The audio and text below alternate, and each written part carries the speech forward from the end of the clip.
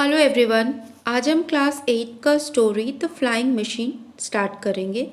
ये है unit 5A और इस स्टोरी के ऑथर है रे टॉकलस ब्रैडबरी। तो चलिए हम स्टार्ट करते हैं। सबसे पहले अबाउट द ऑथर। रे टॉकलस Bradbury August 22, 1920, June 5, 2012 was an American fantasy, science fiction, horror and mystery fiction author. Fahrenheit 451 is one of his best known novels. रे टॉगलस ब्रैडबरी का जन्म August 22, 1920 को हुआ था और उनकी मृत्यु 5 जून 2012 में हुआ। वे एक अमेरिकन काल्पनिक विज्ञान, हॉरर यानी डरावने, रहस्य कथा के लेखक थे। फ़ारेनहाइट 451 उनकी बेस्ट नावल है। उन्हीं की एक वर्क है द फ्लाइंग मशीन, जो कि एक काल्पनिक कथा है। तो चलिए आज हम उस स्टोरी के बारे में पढ़ते हैं। Before you read, for thousands of years only birds flew, and all a man could do was stand stranded beneath the vaulted heavens, dreaming of one day taking to the skies as well. हजारों साल पहले सिर्फ पक्षी उड़ते थे और इंसान खुले आकाश के नीचे खड़े होकर उन पक्षियों को देखते थे और एक दिन वे भी आकाश में उड़ने की कल्पना करते थे। From the earliest times, there have been legends of man mounting flying devices or strapping bird-like wings, stiffened cloaks, or other devices to themselves and attempting to fly, typically by jumping off a tower. पुराने समय में बहुत सी कथाएं हैं कि इंसान किस तरह से उड़ने की कोशिश करता है। वह चिड़ियों की तरह कभी पंख लगाकर पहाड़ की चोटी पर चढ़ जाता है और वहाँ से वह छलांग लगा के उड़ने की कोशिश करता है। मीन्स इंसान उड़ने की कोशिश बहुत साल पहले से ही करता है। The Greek legend of Daedalus and Erechus is one of the earliest to come down to us. Read once a Chinese story. Greek की एक दंत कथा डेटिस एंड इरेकस उनमें से एक है जो हमारे पास सबसे पहले आई थी और हम आज उसी के बारे में पढ़ेंगे। तो चलिए आज हम इसी तरह के एक चाइनीज़ स्टोरी को पढ़ते हैं कि किस तरह से एक मैन उड़ता है और उसके साथ क्या होता है। In 400 AD, Emperor Wan held his throne by the Great Wall of China, and the land was green with rain, rating itself towards the harvest at peace. The place in his dominion were neither too happy nor too sad. 400 साल AD में राजा वान ने चीन में अपने सिंहासन को धारण किया था। मतलब था कि वे राजा बने थे। सब तरफ हरियाली ही हरियाली थी, फसलें कटने को तैयार थी, सब तरफ शांति था। Peace was everywhere. और राज्य के लोग ना ही बहुत ज़्यादा खुश थे और ना ही बहुत ज़्यादा उदास।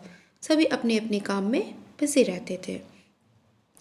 Early in the morning of the first day of the first week of the second month of the new year, Emperor Wan was sipping tea and fanning himself against a warm breeze when a servant ran across the scarlet and blue garden tiles calling, "Oh, Emperor, Emperor, a miracle!"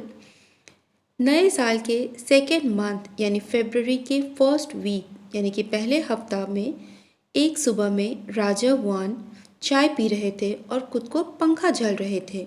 तभी एक नौकर चिल्लाते हुए आता है, "ओह emperor, emperor, a miracle!" राजा, ओ राजा, एक चमत्कार। और यह कहते हुए चिल्लाते हुए वह दौड़ते हुए आता है। "Yes," said Emperor Wan, "the air is sweet this morning." "No, no, a miracle," said the servant, bowing quickly. "And the tea is good in my mouth. Surely that is a miracle." "No, no, your excellency."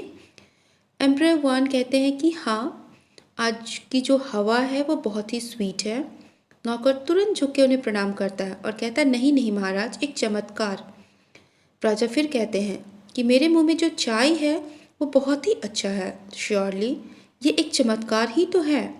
इस पे नौकर कहता है, no know your excellency, नहीं नहीं महाराज, कुछ और चमत्कार के बारे में वह बात करता है। Let me guess then, the sun has risen and a new day is upon us, or the sea is blue, The now is the finest of all miracle, Excellency. A man is flying. What? The emperor stopped his fan. I saw him in the air. A man is flying with wings. Emperor Wan कहते हैं कि ठीक है, तो चलो मुझे gas करने दो, मुझे सोचने दो। सूर्य उदय हो चुका है और नए दिन की शुरुआत भी हो चुकी है। ये एक मिराकल हो सकता है या फिर समुद्र नीला है। ये तो सबसे बड़ा मिराकल है, चमत्कार है। Excellency, a man is flying. महाराज, एक आदमी उड़ रहा है। जैसे ही राजा ये बात सुनते हैं तो वे आश्चर्य से अपने आप को पंखा झलना बंद कर देते हैं और वो कहते हैं, क्या? नौकर आंसर देता है कि यस महाराज, मैंने उसे उड़ते हुए देखा है। एक आदमी जिसके कि पंख लगे हुए हैं और वह अपने पंख के साथ वह आसमान में उड़ रहा है। I heard a voice call out of the sky, and when I looked up, there he was, a dragon in the heaven, with a man in its mouth, a dragon of paper and bamboo, colored like the sun and the grass. Do you mean a man has been flying? What nonsense! नौकर राजा को बताता है कि हाँ महाराज, मैंने आकाश में किसी की आवाज़ सुनी और मैंने जब ऊपर देखा तो वहाँ पे वह था, एक ड्रैगन हवा में उड़ रहा था और उसके मुंह में इंसान। वो ड्रैगन पेपर और बांस का बना हुआ था और उसकी जो कलर था वो था सूरज और घास की तरह से उसमें कलर किया हुआ था। राजा को भरोसा ही नहीं होता है और वह कहते हैं कि क्या तुम ये कहना चाहते हो कि एक इंसान हवा में उड़ रहा था? What nonsense is this? ये क्या बकवास है?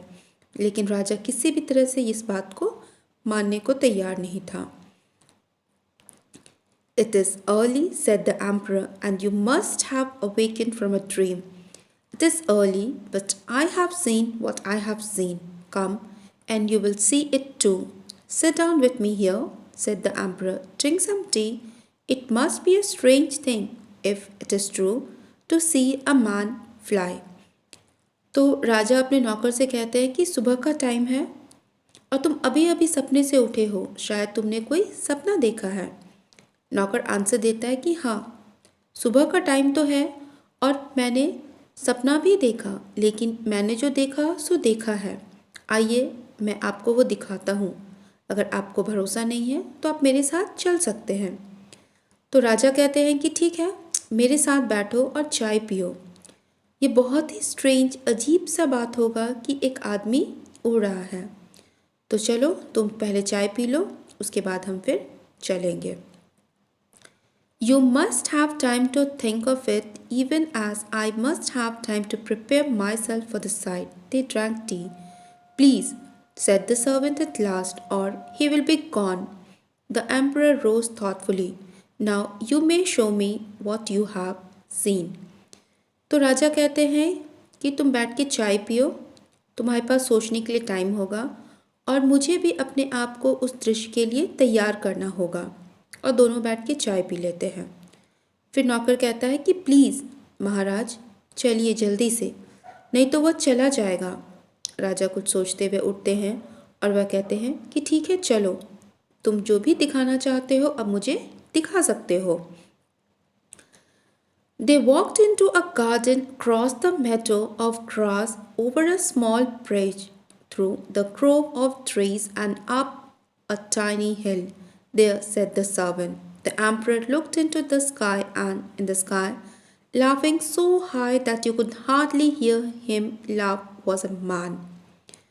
तो वे लोग घास के मैदान को पार करते हुए चले जाते हैं। पेड़ों के बीच से एक पुल पर चढ़ते हुए वे एक छोटे से पहाड़ के ऊपर में पहुंच जाते हैं और नौकर इशारा करके कहता है कि देखिए महाराज, वह वहाँ है।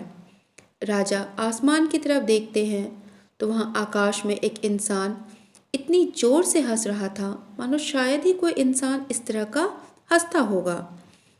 And the man was clothed in bright papers and reeds to make wings and a beautiful yellow tail, and he was soaring all about like the largest bird in a universe of birds, like a new dragon in a land of ancient dragons. The man called down to them from high in the cool winds of morning. वह आदमी चमकदार paper और ईख के से बना के पंख को पहना हुआ था और साथ ही साथ वो बहुत ही सुंदर सा पीला सा पूंछ भी लगाया हुआ था। वह ब्रह्मांड के सबसे बड़े पक्षी की तरह आकाश में इधर उधर उड़ रहा था। लग रहा था मानो पुराने ड्रैगन की धरती पे एक नया ड्रैगन आ चुका है और वह उड़ता हुआ इंसान उनकी तरफ देखते हुए चिल्लाने लगता है, I fly. The servant waved to him, yes, yes. Emperor Wan did not move. Instead, he looked at the Great Wall of China, now taking shape in the farthest midst in the green hills, that splendid snake of stones which writhed with majesty across the entire land. वो चिल्लाता है, आई fly, मैं उड़ता हूँ। नौकर इशारा करता है, हाँ हाँ। राजा अपनी जगह से नहीं हिलते हैं। वे अपने आसपास की तरफ देखते हैं। The great wall of China, चीन का वह दीवार, पत्थरों से बना हुआ सांप, वो हर तरफ देखते हैं और कुछ सोच रहे होते हैं। He saw that wonderful wall which had protected them for a timeless time from the enemy attack and preserved peace for countable years. He saw the town nested to itself by a river and the road and the hill beginning to waken. Tell me, he said to his servant, has anyone else seen this flying man? तो फिर वो जो राजा है emperor वान, वो चीन की दीवार की तरफ देखते हैं जो अनगिनत सालों से उन्हें शत्रुओं के आक्रमण से बचा के रखा हुआ था, पूरे देश में शांति बनाए रखा हुआ था। वह शहर को देखते हैं, नदी के किनारे बसा हुआ उस शहर को भी देख रहे हैं, वहाँ के पहाड़, वहाँ के सड़कें, सब कुछ वो देख रहे थे और अभी अभी सब उठने को तैयार था। फिर राजा अपने नौकर से पूछते हैं, उस सर्वेंट से पूछते हैं कि मुझे बताओ कि क्या किसी और ने भी देखा है इस फ्लाइंग मैन को? I am the only one, Excellency, said the servant, smiling at the sky, waving. The emperor watched the heaven another minute and then said, call him down to me. Ho, come down, come down. The emperor wishes to see you. Called the servant, hands cuffed to his shouting mouth. तो नौकर मुस्कुराते हुए कहता है कि महाराज, इसे किसी ने नहीं देखा है, इसे सिर्फ और सिर्फ मैंने देखा है। तो राजा कहते हैं कि ठीक है, उसे नीचे बुलाओ। और इसके बाद नौकर चिल्लाते हुए कहता है कि तुम नीचे आ जाओ, नीचे आ जाओ। एम्परर, राजा तुमसे मिलना चाहते हैं। The emperor glanced in all directions while the flying man soared down the morning wind. He was a farmer early in his field, watching the sky, and he noted where the farmer stood. The flying man lit with the rustle of paper and the creak of bamboo reeds. जब वह आदमी धीरे धीरे नीचे की तरफ उतर रहा था तो राजा अपने आसपास की तरफ देखता है। उसे एक किसान दिखाई देता है जो कि उस उड़ते हुए इंसान, उस फ्लाइंग मैन को देख रहा था। मतलब फ्लाइंग मैन को अभी तक किसने देखा था? राजा ने, नौकर ने और उस किसान ने। वह खुद को उस बात से मुक्त करता है और वह आगे आता है। He came proudly to the emperor, clumsy in his rig, and at last bowed first before him. What have you done? Demanded the emperor. I have flown in the sky, your excellency, replied the man. What have you done? Said the emperor again. वह जो flying man था वह क्या करता है? वह flying man बहुत ही गर्व के साथ राजा की तरफ आगे बढ़ता है और वह झुक के उन्हें प्रणाम करता है। तब राजा उससे पूछते हैं कि तुमने क्या किया है? What have you done? तो वह आंसर देता है कि मैं उड़ रहा था। मैन वो फिर से कहता है। राजा फिर पूछते हैं उसे कि तुमने क्या किया? फ्लाइंग मैन अगेन आंसर्स, अभी अभी तो मैंने आपको बताया कि मैंने क्या किया है। I have just told you, cried the flyer. You have told me nothing at all. The emperor reached out a thin hand to touch the pretty paper, and the bird, like keen of apparatus, it smelt cool of the wind.